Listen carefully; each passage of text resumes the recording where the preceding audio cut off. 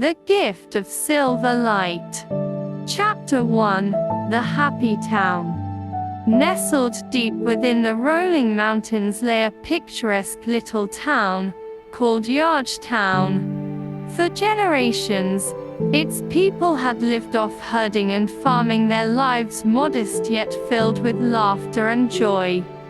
Every morning, children skipped to school through the dewy grass, farmers led their livestock up the hills, and women gathered by the stream to wash clothes and chat. In the evenings, the scent of hearth fires filled the air as the church bells rang softly through the valley. But that year, disaster struck without warning.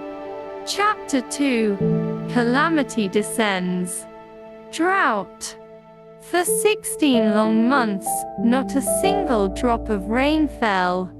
The streams dried up, crops withered, and the earth cracked under the scorching sun. Then, suddenly, a violent storm swept through the town. Fierce winds tore roofs from houses, most of the stored grain was ruined by the downpour, and even the schoolhouse walls split with gaping cracks. The mayor called a town meeting in the church, but with food supplies dwindling and livestock lost, despair hung heavy in the air. The children barely have a place to learn anymore, said Miss Marion, the schoolteacher. The mayor reassured everyone, "Don't be afraid, don't lose heart. I'll do my best to find a way." Thankfully, the people of Town were kind and resilient. Some worked to repair the damage, others tallied what little food remained. Each family counted their savings, but it was clear they wouldn't last much longer. Then, one day, a miracle appeared. Chapter 3. The Glowing Goat. At dusk, Richard went up the hillside as usual, searching for a lost sheep.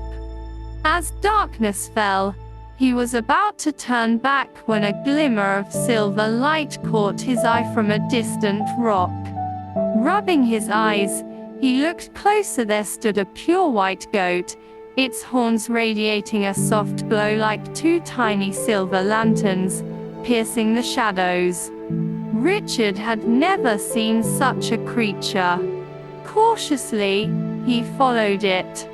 The goat seemed to notice him, but didn't flee. Instead, it ambled leisurely deeper into the valley. The boy trailed behind, pushing through thickets and climbing steep rocks until he reached a vine-covered cave entrance. The goat paused, glanced back at him, then stepped inside. Taking a deep breath, Richard followed. The Miracle of the Silver Mine.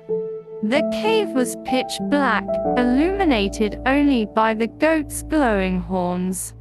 Richard groped his way forward until his foot struck something hard.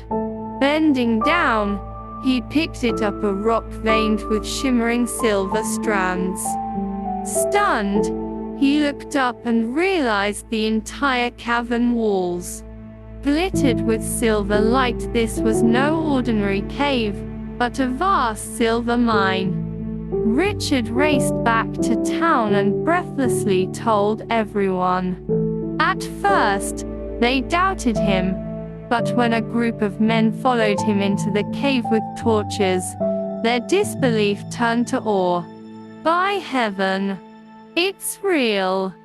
the blacksmith murmured, running his hands over the ore. "Lord, this is your blessing upon us," the old pastor prayed, kneeling.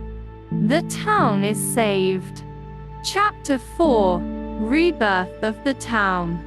Soon, the townspeople organized a mining team. Carefully, they extracted the silver, selling it in distant cities.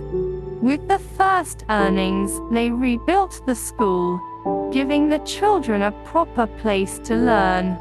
Next, they restored the ruined farms, buying new livestock. Finally, every damaged home was repaired. Even better, they used the remaining silver to purchase premium dairy cows, and soon, Yargar town dairy products became renowned. Merchants flocked to trade, and prosperity gradually returned. Chapter 5: Gratitude and Faith. A year later, on Christmas, the town held a grand celebration.